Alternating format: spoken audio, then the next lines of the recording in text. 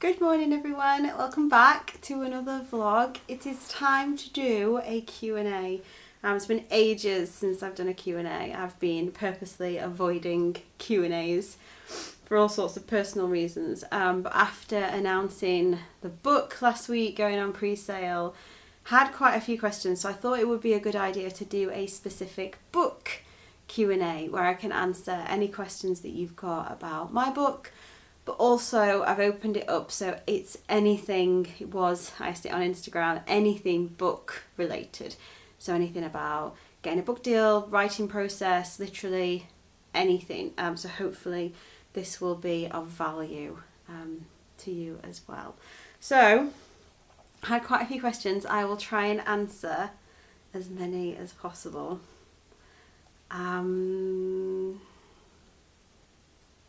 So Ali asks, what is the book about? So, Enough is about learning to live a simpler, more meaningful life. And it starts in the consultant's office where I was diagnosed with cervical cancer. And it goes right up to last year. So it's very memoir heavy, but it is peppered with journal prompts, and it is designed to, it's like it is my story, but it also has two sides to it. So it's like part memoir, part how to, with the journal prompts and the exercises that are in there as well. It's about how to discover your own version, because in regards to simple living, slow living, minimalism, it's all great, but I don't believe that there is any blueprint. There is definitely no perfect formula. So I wanted to share what's worked for me and open up the floor to the reader to try things out for themselves, because copying what works for someone else probably isn't going to work for you. We've got all sorts of individual answers inside us, and it's about getting in touch with those and translating those into our real lives. So Enough is about how I personally did that. It goes through all of the initial decluttering that I did, getting really into minimalism, getting too into minimalism, stepping back from that a little bit, starting my blog, just a massive lifestyle change, and how I discovered myself throughout that process, and hopefully how you can do the same. Elsie asks, how do you get a book deal? And I had this question quite a lot. How much do you have to have written beforehand? I don't think there's a hard, fast rule as to how much you need to have written before you get a book deal. The best advice on getting a book deal, well, not advice, but the best sort of insight into getting a book deal that I ever got was from a friend of mine who is in the publishing industry, and she said there are 3 ways. You either have to be an expert in something, so like a doctor or PhD in something, an expert in your field. You have to have like a huge audience, so a celebrity type person, or you have to be a really good writer. And those are the 3 different reasons that people are offered a book deal. I don't think those 3 are mutually exclusive, but I think that gives you a good idea as to how book deals work. I have been offered a book deal twice, and I have put my own proposal forwards, oh my gosh, it must be 50 times, and had it rejected. The first time that I got offered a book deal was because they wanted a very specific book on minimalism. It was really early days when I just started my blog, and I was in no way ready for it, and that was the outcome really. I said to them, I just don't feel ready for this. I don't feel like I can do this. I think it's going to be a disaster. And also I didn't have enough input. But it did open up my mind to the idea of writing a book, which was great. In between then and getting the book deal for Enough, I did my own proposal and sent that off to multiple agents, which is another thing. There are kind of like 2 ways. So you can either go through an agent, which they will do all your pitching for you. So they will take your proposal on, and then they'll go around all the publishers, and that's when you can get into a bit of a bidding war. There's a bit of an auction type thing going on. I pitched my proposal to loads and loads of different agents, and none of them were interested. The rejection slips were, there were loads of them, but that's all part of it. Very few people get a book deal first time. There is a lot of rejection in writing, and that's just part of the process. I think it was Stephen King that said he collected his rejection slips, and I think he used to pin them up on his wall with pride, because it was just all part of the process, and he knew that eventually something would stick. So with this one, I got approached again, not by an agent, but directly by the publisher, which has been really nice because it's kept things really, really simple. There hasn't been an agent involved. It's just meant that potentially, it would have gone to a different publisher. The payments might have been a little bit different, but who knows? It's just the way that it's worked out. And I've been really pleased with it, because when the publisher that I've dealt with approached me, I could tell that we were on the same wavelength.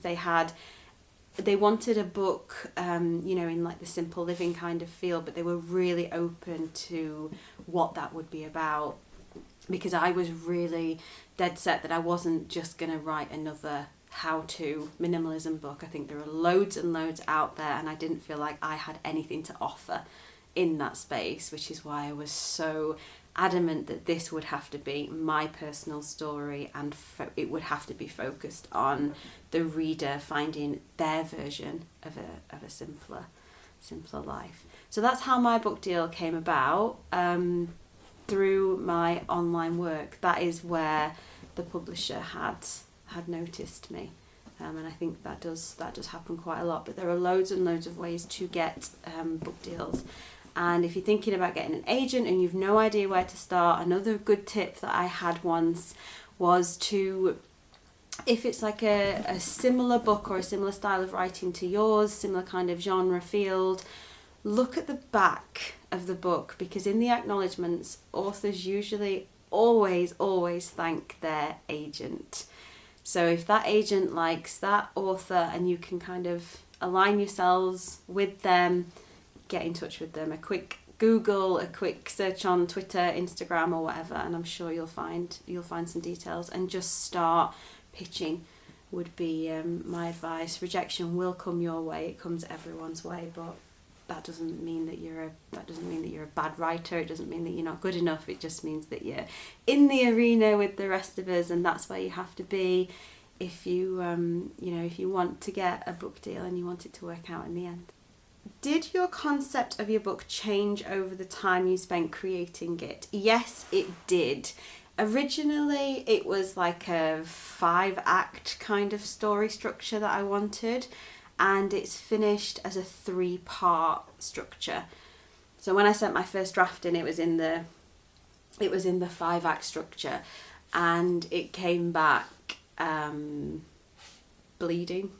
I guess like the editing process, it's quite rough, but it's like any editing process. You have to trust that these people know what they're doing, and their job is not to make you feel like a really bad writer and tear your work to pieces.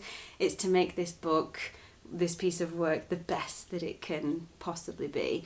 So they came back to me and they were like, it works, but it kind of doesn't. So they wanted to change it to a 3-part structure, and that is what it's in now. And I think it was a really good idea. I think it made the book a lot simpler, a lot more structured, and a lot more reader friendly. So it's finished as being enough stuff, enough space, and enough within. And they're the 3 areas of being enough and having enough and living our own version of enough that the book explores. So yeah, it did change quite a lot. I had some more questions about editing, like what that looks like, and I just found it's like being back at school, but it's so much worse because you just invest so much of your energy into this thing. But yeah, you just have to trust that these people you know, they know what they're doing. And I feel lucky in that I got on really well with the editors, and the editing was done in a very gentle, constructive kind of way. Whereas I've dealt with people in the publishing industry before who were very just Miranda Priestley from Devil Wears Prada kind of editors, and I'm not cut out for that at all. Whereas Watkins, the publishers that I've been with, have just been so incredibly supportive. So I feel lucky in that. But yeah, it can be brutal. But if you want the book or whatever piece of work to be the best that it can be, then you need other eyes on it. No writer submits a first draft and that's what gets published, and that's the truth for any book that you've ever read or love. It's been through a very stringent editing process, so it's all sorts of different fingers in the pie, and you just have to surrender to it and go with it and hope that it works out okay in the end. There were a few bits where I was like, no, I definitely don't want to change that bit. That has to stay as it is. And they were okay with that. So it didn't get changed. My voice or my style of writing didn't get changed or anything like that. It was more structural stuff. Okay, Eb says, were you strict with writing a certain amount of words per day? Yes, that is the only way the book got written. So when I got the book deal, the deadline was, I think I signed it just before Christmas, and the deadline for the first draft was the 1st of June, and it had to be somewhere between 55,000 words and 70,000 words. I think it's finished somewhere around 75,000 words actually. But yeah, I'm not a fast writer. I am like to take my time, dilly-dally, lots of loosey-goosey time kind of writer. So that was not a lot of time for me. So I had to be really mathematical and logical about it. So I basically broke down how many weeks I was going to give myself to write it. So I wanted a month at the end to edit. So that was 4 months to write, 5 days on, 2 days off, and just divided it up that way as to how many words per day I needed. In the beginning it was okay. It was I only need to do 600 words a day, which was doable. But then sometimes I'd have good days and sometimes I'd have bad days, and nothing would get written or just a few words would get written. And then it started it's like any project, isn't it? You have that sort of curve where everything starts off slow and steady, and then it all the work just sort of takes off at the end. And I am a huge deadline person, so I work really well under that kind of pressure at the end. So in the end, I think it got up to, it was 1,000 words per day, and I basically just tried my best to, no matter what, sit in the chair or wherever I was, because it was lockdown, but it was half lockdown, so cafes were starting to open. It was just the strangest time. But yeah, I just made sure that no matter what, I got those words done, whether they were good, whether they were bad, that didn't matter. All that mattered was that I sat down and got the words done. And some days, were better than others. We're not machines. I tried to work it around my menstrual cycle quite a lot as well, because that really affects my productivity. So I tried my best to work with that where I could. But yeah, I think it was somewhere between 400-500, and in the end it got up to 1,000 words a day. And I was... See, strict is such a harsh word, isn't it? I tried to be as gentle with myself as possible, else it just wouldn't have got written, or it would have been a terrible book, because that energy, the pressure that I'd put on myself definitely would have flowed through. But that was, writing is pretty simple like that, isn't it? It is a case of sitting down and just getting those words out. Oh, this is a really good question. Jenna asks, what do you wish you'd known before writing/publishing a physical book? that I could do it, that we all can do it. I remember when I submitted the first draft, I was talking to my friend Kate, and she said, you need to take a few minutes, and just remember that you've done something. You have just done something that a year ago, 2 years ago, you never thought you were capable of doing. And that was so true. And I cried when she said that. I had this, half an hour just sat crying. That it's doable, because a book, it's such a massive project, and I kept saying this all the way through, especially to the publisher and the editors. I was like, there's just so many words. There are just so many words. I'm used to, 800 to 1,000, 1,500 max as a blog post. You're talking tens of thousands and thousands, and it's like trying to remember the structure, and oh god, it's just so easy to get so lost with it, and for it to overwhelm you. You're standing at the beginning of it this sort of time last year, and it felt impossible. I really did have to break it down into teeny tiny steps. But 2 years ago, this is something that I wanted desperately to achieve. It was a huge goal of mine. I want the book to do well, obviously, but it's, I've done something that I didn't think that I could do, and that actually means a lot more to me, as opposed to, it going out there and being a bestseller or whatever, because it'll take on a life of its own and fall or fly. I have no control over that once it's out there. But just to know that I was capable of it. And if you are in a similar position, I want you to know that you are capable of it as well. It is just a case of getting the words down on paper and breaking it down to as simple bite-sized chunks as possible. That's the way that I got through it. And I never thought that I would, but I did. And if I can, then you definitely can too. Okay, where to buy yours? Thank you.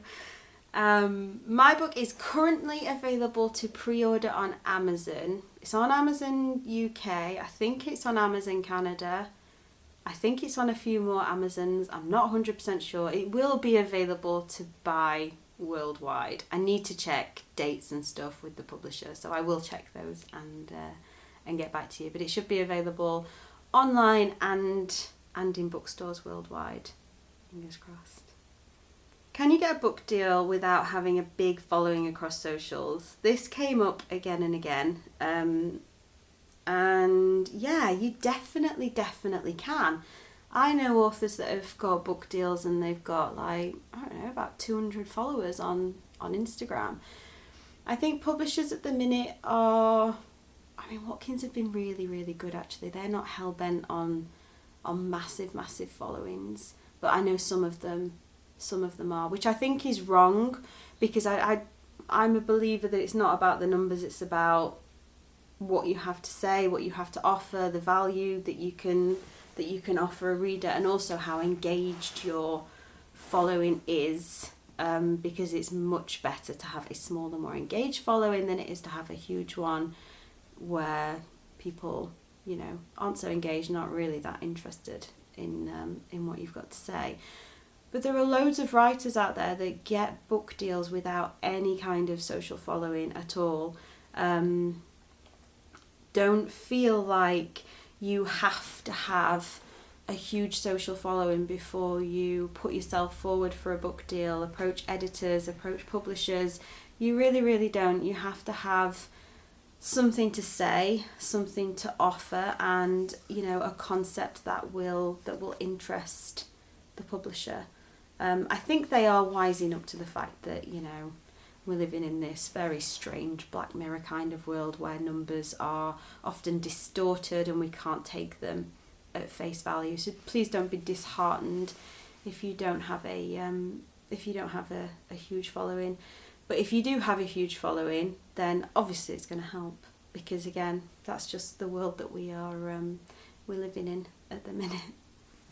Eileen asked, do your simple workbooks and your book have similar info or different? They're really, really different. Enough is definitely more memoir heavy, whereas my ebooks are very how-to, step-by-step guides focused on either simple living, capsule wardrobes, or simple interiors and decluttering. That obviously what I've learned along my own way, along my own path, will filter into both of them, because I like to write about my own experience and the lessons that I've learned, and how I think you guys can best explore your own version of simple living and of minimalism as well. So they do filter through a little bit, but enough is, it's just so different to the ebooks.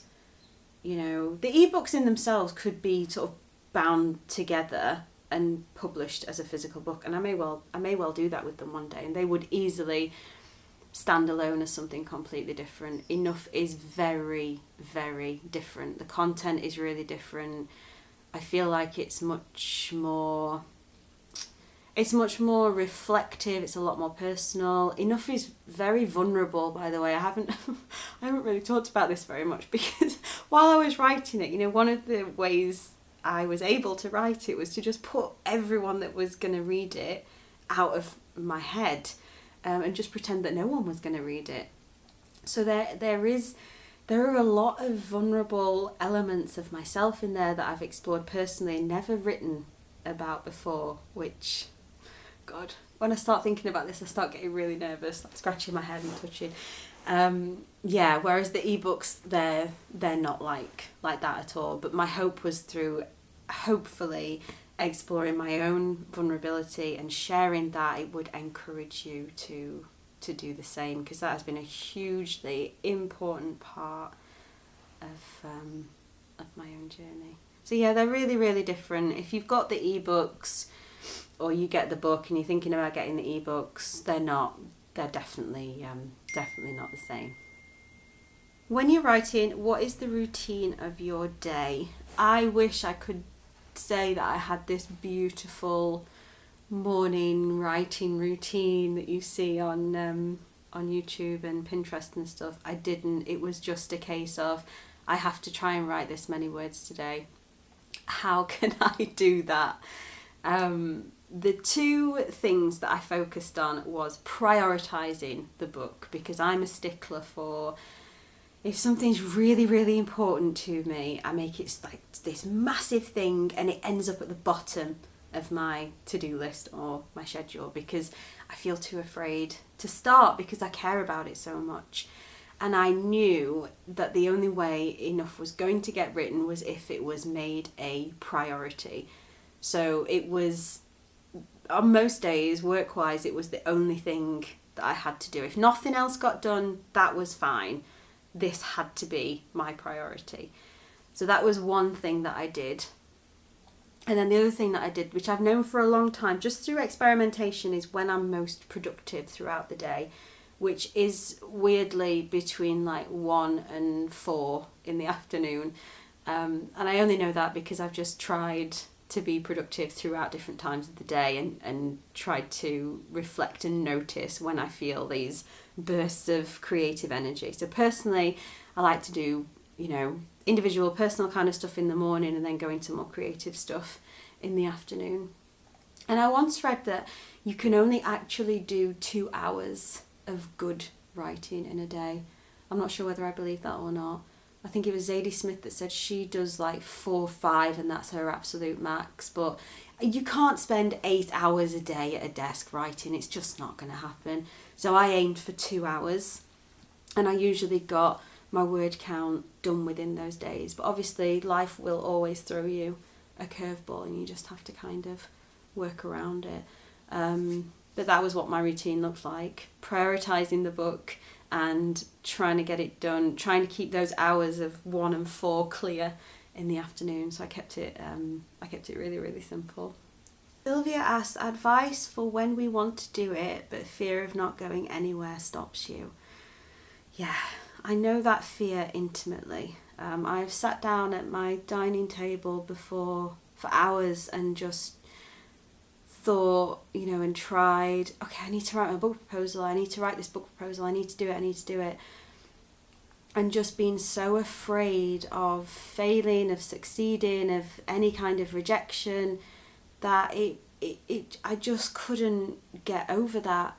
And even when I did try and write it, I was that wound up and tense that when I was, you know, reading it back, I was like, this doesn't even sound like me. It's so bad. It's so tense, so uptight. And one of the big shifts that I made with that, with you know, sort of conquering that fear, was to write with love and self-compassion and compassion for the book. I'm a real, you know, I'm like a really woo-woo. Right, honey? Yeah. I'm a really woo-woo kind of person anyway, and I have this real belief that the energy that we put into our art and our creations is felt on the other side. And I know I've experienced that before when I've read a book or looked at a painting or even, you know, a piece of pottery or just anything that someone has taken the time to design and create. You can feel when that energy is good, and you can feel it when the energy is not so great, where someone is either, I don't know, trying too hard, feels a bit like a deer in headlights. So for me, it was really important to put in a compassionate, loving energy, and that was my only intention with Enough. I stripped away all the expectations that I had of it. I was very lucky that I didn't have to fear. To be fair though, I did. Like I said to my friend when I submitted my first draft, they're going to want their money back. Because it's terrible. It's the worst thing I have ever written. So I did still fear rejection, even though I'd got that book deal. And that can happen. Like, if you don't deliver the goods, then they're not going to publish it and they will want their money back. But when I was sitting down to write the book proposal and I was going through the agent side of thing, rejection was a huge fear. But again, reading other people's stories and just knowing that I wasn't alone in the rejection. I can't remember how many times J.K. Rowling was rejected with Harry Potter. Google it and have a look. It's loads of times. Like, it just doesn't really mean anything. You're going to get rejected. We all are, but we're all in that together, and that does not say anything about your self-worth or about you as a writer. A lot of it is a case of right time, right place. But yeah, try and write with self-compassion, try and write with love, and try to strip that expectation away. Like I've said earlier, if you can just do something that you never thought you could, that you never thought was possible, wow, what a thing you've proven to yourself, and then you can build on that, and who knows where that will go. But breaking things down into teeny tiny steps is the best way to overcome overwhelm, which is, what I've found. So if you're just at the proposal stage, break it down into tiny steps. Set yourself like 100 word a day word count target and go with that. But in 30 days, you're going to have loads and loads of words and you're going to be well on your way. Hope that helps. Natasha asks, will it be available on Audible? Yes, it will. I'm not going to be reading it though. I'm not the narrator, but I have just, it's so strange. They send you voices and ask you what kind of tone you want, what kind of accent you want, how do you want it to be read. So I had to fill this form in, and then they sent me a load of voices and I had to choose the one that I liked. My favourite one, something happened health-wise, but then they sent me a few more through, and I'm really, really happy with the person that's going to be reading it. So yes, it will be available as an audiobook as well. Louise asked, did you have the content planned out already? I'm so impressed how you wrote it. Thank you. Yes, I did have the content all planned out already. Like I said, I was approached to write a book years ago, and it wasn't the book that I wanted to write. And then in the meantime, I'd come up with my own proposal, my own ideas as to what I wanted to put out there.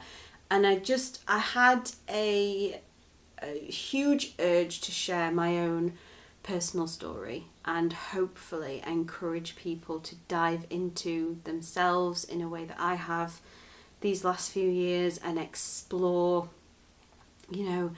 their own version of enough and take a step back from this hamster wheel that society and consumerism puts us on, where we are never enough, we can never have enough, we can never be busy enough. And I don't think that is a healthy way to live. It wasn't healthy for me. I think a lot of us struggle with it. A lot of us are ready for something really, really different. And I wanted to share my voice on that and the changes that I've made, how that's affected me, and hopefully how other people can make some changes too.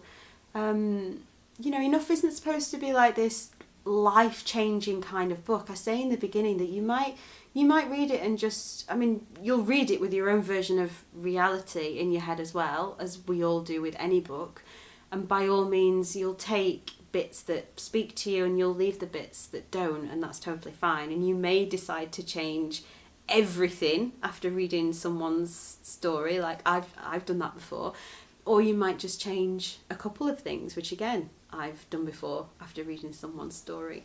The purpose of the book was to share my own story and also to offer value to the reader at the same time, which is why it's worked out being part memoir, part how-to.